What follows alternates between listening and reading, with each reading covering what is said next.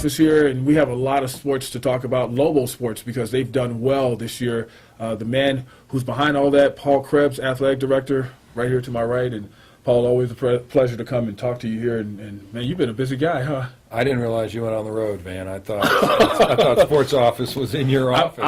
I'll come see you. Yeah, I'll come see you making because the time, because I know schedules have been a challenge for us. Yeah, your schedule has been like, I mean, you're walking around here and spring's a busy time. A lot of national meetings. A lot of stuff going on, and with the success of baseball and golf, really trying to figure out where I need to be. In the next couple of weeks following both the baseball and golf team. Yeah, that's right. You got to get some plane tickets here, huh? Well, it's important to have administrative representation at those events, and so Tim Cass is going to the Mountain West Baseball Championships this week. Okay. I'm trying to clear my schedule to get to golf next week, and then presumably baseball making it to the NCAA is trying to figure out where that will be, and how, can we make sure that Ray and the team have support, and there's administrative support there wherever that happens. Right, and in addition to that, all that, you being busy with all that going on, you guys, I know, just recently wrapped up the situation with Steve Alford where the contract was settled because the buyout was settled. And did that work out how you guys liked for it to have work out, or is there any lingering feelings or anything? Or well, as I said the day that Steve announced he was leaving, disappointment that Steve left. I think what's happened is we've closed the chapter on the Alford era, and it was a very successful chapter and a very successful run. I think the buyout was back and forth with attorneys. It's over, and I think it brings some closure for all of us, Steve and the university.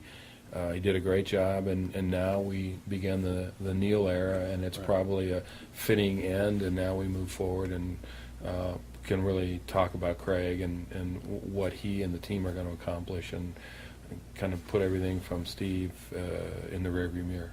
And when, like the buyout, how does something like that work as far as when you're trying to, I know you had to have an arbitrator and all that stuff. Like, how does that work in making sure both sides are happy?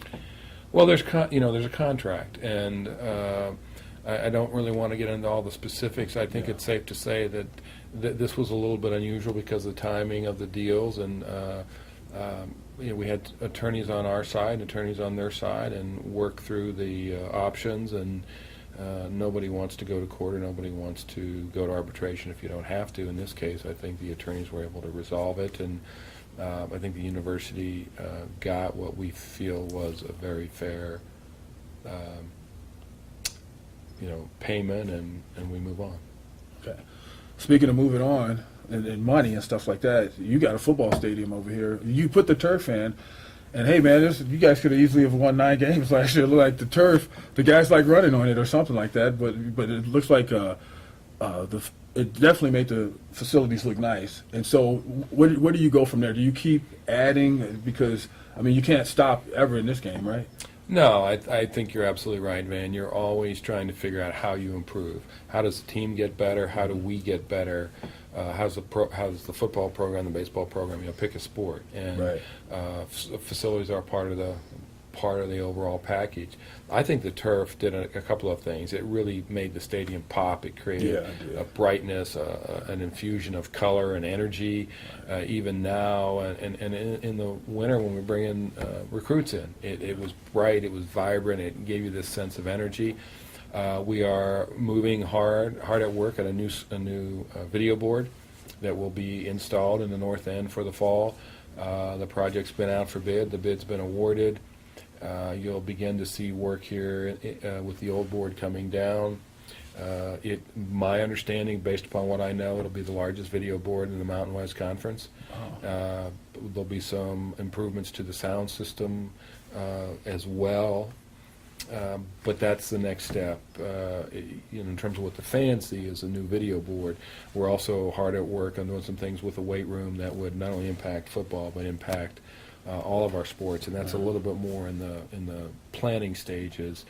But singularly, fans are going to notice a new, improved, state-of-the-art video board that will be operational for this fall. What about like seating and stuff like that? Are you guys going to ever add more seats and stuff like that? Are you thinking along those lines to make it a bigger stadium? And Well, what's interesting, Van, if you study trends right now in college football and a lot of sports, pro and college, bigger isn't better. What really matters is the fan experience. A lot of the Big Ten is really spent a lot of time. Their attendance is down, and when you're competing with young people and all the comforts of sitting at home and watching it on your tablet or your iPhone or all the digital platforms, I think while there's the opportunity for us to increase the stadium in the future, the big thing is how do we increase the fan experience? We want fans not deciding, I'm just going to stay home and watch it on my iPhone or watch it on my iPad or my tablet of some kind. Right. Let's make the experience in the stadium as good as we can. And so in addition to the video board, what fans are going to notice this fall is a tremendous increase in Wi-Fi capacity in and around the stadium. And those are the kinds of things, particularly our students, where if they can't text, if they can't tweet, if they can't do all those things, they may not come to a game. And so it's one of many things. But our real focus right now is improving the fan experience.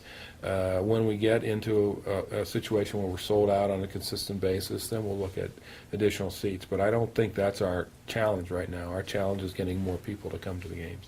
And as far as getting, you talked about getting people to come to the games more. Do you foresee any teams down in the future where you bring this team in, it's going to be exciting? Are there any teams out there in the future that's going to come here and we're going to go like, wow, that team came here? Well, I must admit, I think we're all still a little sensitive about what happened when we had A&M here. And, we thought we brought Texas A&M, a historic traditional name, power in college football, and it didn't yield the kind of results at the gate that we thought it would. Part of that is we have to be better. I think our fans come to watch us, perhaps more than the visiting team, but when you've got a Boise State that's in your league, when you've got a school with the tradition of Air Force, on the conference side, we've got a series lined up with Arizona State in the future, and I think it starts with them coming here. So you're going to see some of those well-known regional draws, but our focus is really to how do we get better, how do we turn out more fans, and I think we're of the opinion that if we get good, our fans will come watch us regardless of who the opponent is. And speaking of that, baseball, I know Birmingham, those guys got their field over here, Lobo Field now, out of Isotopes Park, and you have a smattering of fans, the loyal ones that come to the games all the time. And it's a nice, cozy atmosphere over there. And I don't know if people realize what kind of baseball team this is that we're looking at. I mean, these guys can really play, leading the country in many offensive categories. Right. So how do you keep improving on their facilities? And because I know with just not a whole bunch of people there, but with the fans that are already there, how do you keep making that happen, making their facilities get better, even with that kind of support? Well, we did make major improvements to Lobo Field. Right. Van, to date, we've put in almost $4 million of improvements into the field, and what you're seeing over there now is tremendous infrastructure from the fences in. The field's as good as any in the country. The kind of turf that was put in, the size of the field, the dugouts, some of the infrastructure that doesn't really show. But it's a tremendous starting point. Now what we have to do is continue to grow that, and we hope to have lights added by the end of the summer. Lights are important because it gives us flexibility in start time. Playing at nights will draw more people. Lights mean that we can probably attract NMAA, more NMAA state tournament and potential for high school games when we're not in there. And clubhouse. We need to move forward on a clubhouse locker room piece that we're continuing to work on. Funding's a challenge. We've got to find more money. It's easy to say you want to build it, and we've got this elaborate plan, but the reality is you need the money to do it, and we're hard work at fundraising, but I suspect you'll see lights in by the end of the summer, and then the next step will be a locker room clubhouse piece that will give a sense of permanency there, yet allow us to continue to expand seating as the crowd grows. How hard is fundraising, man? That's got to be a tough gig, you know? Well, you know, it's a challenge, but it's like anything else. You have a passion for it. You find people who have an interest in supporting young people, who have an interest in supporting Coach Birmingham, have an interest in supporting the Lobos, can see that they can make a difference. There's people out there that want to help, Yeah. and it's our job to find them, to steward them, and to convince them why this is a great investment. And we've been fortunate enough, the Branch family, Turner and Margaret, investing in Right. Lobo Field is an example. The McKinnon family investing in the pit and in our tennis facilities. We just need to continue to message to folks that we need private support as well as state support to do what we want to do, which is be the best program in the Mountain West Conference. When you talked about the pit, you made me think about NCAA tournament stuff and all that in the future. Any stuff coming up that you can talk about that's NCAA tournament regionals or anything like that? Well, we bid every time there's an opportunity to bid, Van, on the men's and women's basketball, what would effectively be called the second and third rounds now. We will bid and do bid. We bid last year. We're not awarded the men, but there will be a bid coming up again that we'll bid on for both the men and the women, and it's our hope to be on a continuing rotating basis. You know, we were fortunate enough to have the tournament not last year, but the previous year. That was first time in a renovated pit. We had some good feedback from the NCAA. There's a couple of things we know we need to continue to improve on. Most notably our Wi-Fi capacity, which we're in the process of doing this summer. So there's a lot of exciting things happening, and those events are important, A, because they showcase the facility. They're an economic, it's really sports tourism. It's an economic development piece for the city and the state. And it brings notoriety to our facility, and we know that if we can't play in it, but it's a wonderful opportunity. We can't play in the fact that if we're in the tournament, we'd be sent somewhere else. But it's great for our fans, it's great for our community, and it really helps repay the state for their investment in the facility. Now, you must be walking around here like proud papa with all these teams. You know, you got golf winning the Mountain West Championship. You have men's basketball. You have soccer winning the Mountain Pacific Sports Federation. You got Both cross country, countries, you know, and baseball. Indoor track, baseball. And what they've dominated the Mountain West. Right. And so, I mean, you must be really proud of what's going on right now. Well, You could go ahead and stick your chest out. you know, you're proud, but it's a competitive business, and so, you know, a little bit like coaches. Hey, great, we won that. Okay, now what do we do? Exactly. And so, how do we win more? I mean, the fact of the matter is, if you look at the Mountain West this year, there are two schools that have won practically every championship, and that's San Diego State and New Mexico. Yeah. And the two of us, and we've won 18 championships in the last 2 years.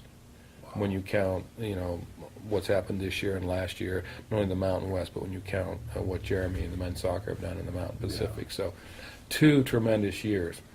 But how do we keep that going? How do we retain our coaches? How do we improve our facilities? How do we continue to provide a quality student-athlete experience so kids come here, have a great time, have a great experience as an athlete, get their degree, get a meaningful degree, and then go out and be productive members of our community? So, yeah, you take a day, wow, we won. Okay, now, how do we, you know, part of it is how do you advance in the NCAAs? Because it's not just winning the tournament.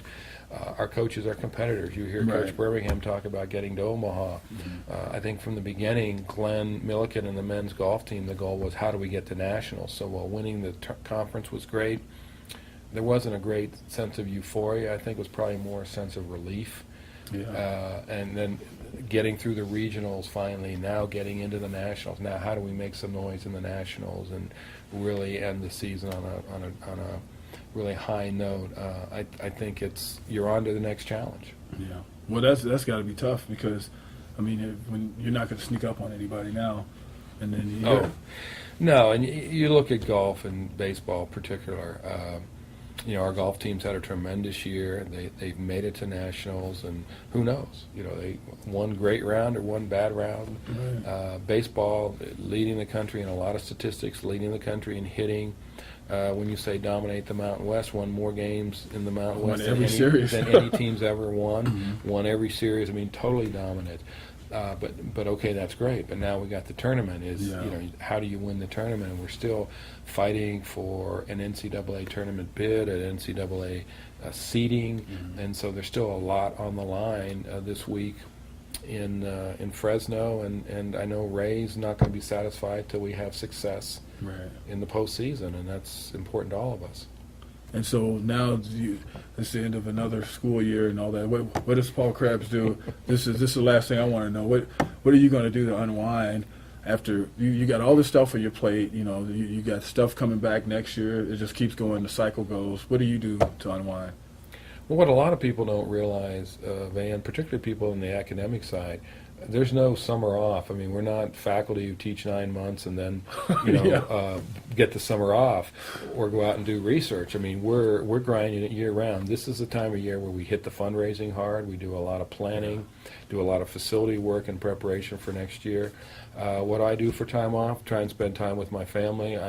Every year I say this, but this year more than ever, I want to spend more time on the golf course with friends and work on my golf game. And my wife and I actually are planning on going to Australia with the basketball team, along with my present to my family for Christmas was to buy them all a trip to Australia with our basketball team. Wow. And we've never traveled internationally as a family, so we're all going to be tagging along with the men as we go to Australia. And it's a challenge for me because I'm not big on flying, and that's a long flight. Yeah, it's a long flight. But it'll be fun, and I'm anxious to get out and see another part of the country, world, and see a little bit about Cam and Hugh's home country. Yeah. And we're hoping to meet and spend some time with Luke Longley while we're over there, and doing some business with Nike, and actually working hard to try and get Lobo brand in the Australian market as a part of this trip. So it'll have some business applications as well. So is this going to be a continual thing, the trip to Australia, you think? Or Well, I certainly could we it hope be- to make stronger connections than we already have, so that you becomes a recruiting pipeline. We're only allowed to travel once every 4 years. Our teams are, and I know Coach Sanchez is trying to figure out where she's going to take the women's team in the next year or two, and it'll be up to Coach Neal in terms of where they want to travel. But Australia's been good to the University of New Mexico, and we hope to continue that relationship. Wow, and on that note, you get to see the team before anybody else. Before we're not going to be in Australia, so you're going to get to see how good they're going to be. Do you have high hopes for this year? I mean, you got a first-year coach, but it's not really like a first-year coach because he's been here, and you got all this talent. Well, I think there's high expectations for the team. I think when you look at what Coach Alford did, one of the things I always say is when a coach leaves, you hope they left the program in better shape than they found it. There's no question that's happened. Craig will be a first-time head coach, just like being a first-time anchor, being a first-time AD. You know you're going to make some mistakes along the way. But Craig, I think, is in a very fortunate situation that he's got a incredibly talented team around him, a very deep team.